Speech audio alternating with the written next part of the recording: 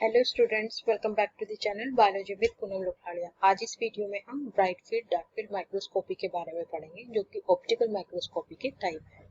इससे पहले वीडियो में हमने माइक्रोस्कोप की रिजॉल्विंग पावर और मैग्निफिकेशन पावर के बारे में डिस्कस किया था। अगर आपने वो वीडियो नहीं देखी है तो आप आई बटन पर क्लिक करके उस वीडियो को देख सकते हैं। तो चलिए स्टार्ट करते हैं ब्राइट फील्ड माइक्रोस्कोपी से।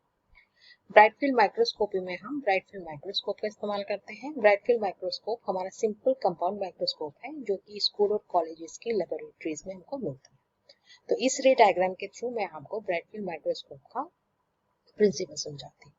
यहाँ पर हम जो लाइट सोर्स लेते हैं उसकी रेंज 400 से लेकर के 700 नैनोमीटर तक की वेवलेंथ वाली होती है, यानी कि विजिबल लाइट होती है।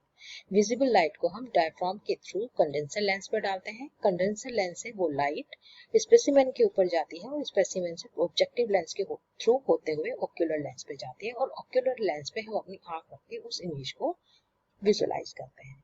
यहाँ पर इमेज का जो मैग्निफिकेशन होता है वो ऑक्यूलर लेंस और ऑब्जेक्टिव लेंस की पावर के मल्टीप्लिकेशन के रिजल्ट पर डिपेंड करता है। तो ये हमारा ब्राइट फील्ड माइक्रोस्कोप का प्रिंसिपल। इसको हम ब्राइट फील्ड माइक्रोस्कोप इसलिए कहते हैं क्योंकि इसके अंदर जो हमें इमेज मिलती है उसका जो बैकग्राउंड होता है वो ब्राइट कलर का होता है। इसी वजह से इस माइक्रोस्कोप के थ्रू हम ट्रांसपेरेंट माइक्रो ऑर्गेनिजम्स की स्टडी नहीं कर सकते हैं। हमें माइक्रो ऑर्गेनिज्म को स्टडी करने के लिए इसके अंदर स्टेन करना पड़ता है पहले, और स्टेनिंग जो होती है वो डिपेंड करती है कि हमारा मटेरियल क्या है जिसकी की हम स्टडी कर रहे हैं। अगर मान लो हम फंजाई माइक्रो ऑर्गेनिजम्स में फंजाई की स्टडी कर रहे हैं तो हम कॉटन ब्लू स्टेन का इस्तेमाल करेंगे।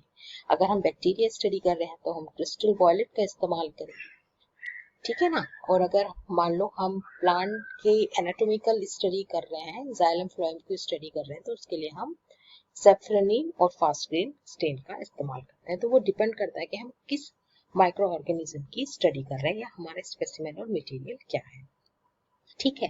तो ब्राइट फील्ड माइक्रोस्कोप में जो भी हम माइक्रो ऑर्गेनिज्म देखते हैं, क्योंकि हम उसका स्टेनिंग करते हैं, तो वो डेड माइक्रो ऑर्गेनिज्म की ही हम मेन तरीके से स्टडी कर सकते हैं ब्राइट फील्ड माइक्रोस्कोप में।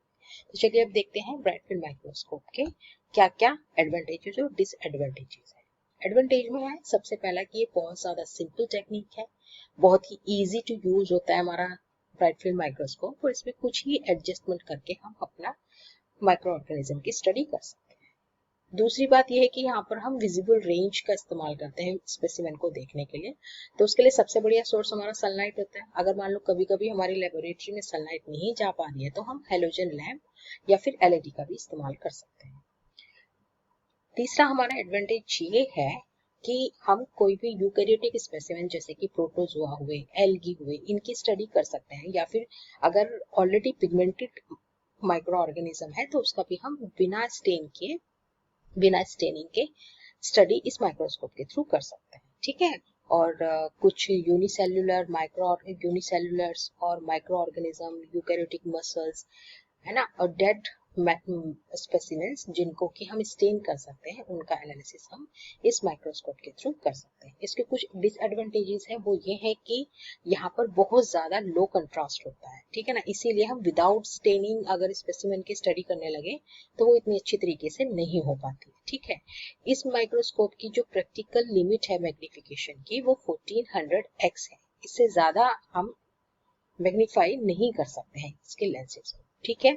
यहाँ पर मोस्टली डेड स्पेसिमेन की ही हम स्टडी कर सकते हैं या फिर पिगमेंटेड स्पेसिमेन की ही हम स्टडी कर सकते हैं। क्यों? क्योंकि अगर लाइव सैंपल होगा ना तो उसको स्टेन करना बहुत डिफिकल्ट पड़ जाता है, और कभी कभी क्या होता है कि अगर हम अच्छे ग्रेड के केमिकल्स का इस्तेमाल ना करें और तो उससे स्टेनिंग भी ठीक से नहीं होती और माइक्रो ऑर्गेनिज्म ठीक से स्टेन भी नहीं हो पाता है। कभी कभी टिश्यू डैमेज हो जाने की वजह से माइक्रो ऑर्गेनिज्म की हम प्रॉपर तरीके से स्टडी नहीं कर पाते।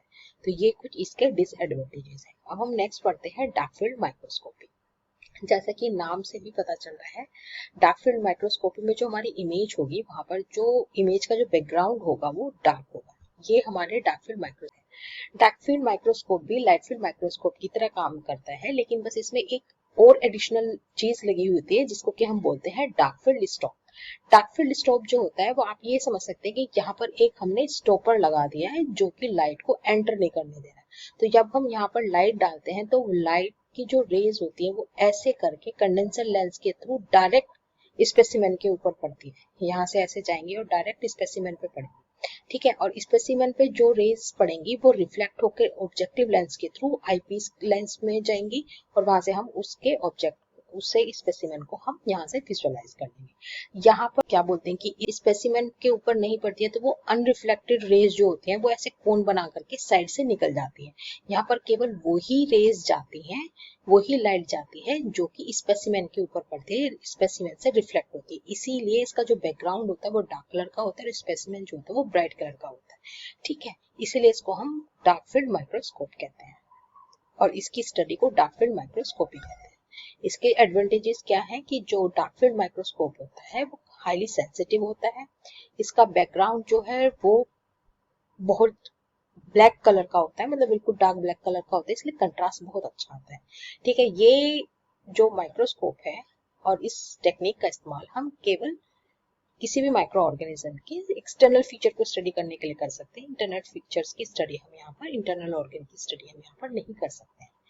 ये माइक्रोस्कोप लो रेजोल्यूशन वाली आउटलाइन के जो इंडिविजुअल्स होते हैं उनके लिए बिल्कुल एक्सीलेंट है, जैसे कि हमारे स्पर्म सेल्स हुई है ना, स्पर्म हुए है ना, फ्लैजेला हुए, ब्लड सेल्स हुए, डायटम्स हुए, मैराइन एल्गी हुए, तो इन सब की स्टडी हम डार्क फील्ड माइक्रोस्कोप के थ्रू कर सकते हैं।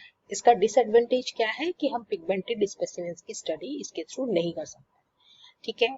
और अगर हमें किसी भी माइक्रो ऑर्गेनिज्म की डिटेल स्टडी करनी है उसकी स्ट्रक्चर की, तो भी हम डार्क फील्ड माइक्रोस्कोप के थ्रू नहीं कर सकते और ये केवल लाइव सैंपल्स के लिए ही यूज की जा सकती है। तो आई होप आज के वीडियो में हमने जो ब्राइट फील्ड माइक्रोस्कोपी और डार्क फील्ड माइक्रोस्कोपी के बारे में पढ़ा है वो आपको अच्छे से समझ में आ गया होगा। अगर नहीं आया है तो आप लोग मुझे कमेंट बॉक्स में क्वेश्चन लिख सकते हैं, ठीक है। तो थैंक यू फॉर वॉचिंग।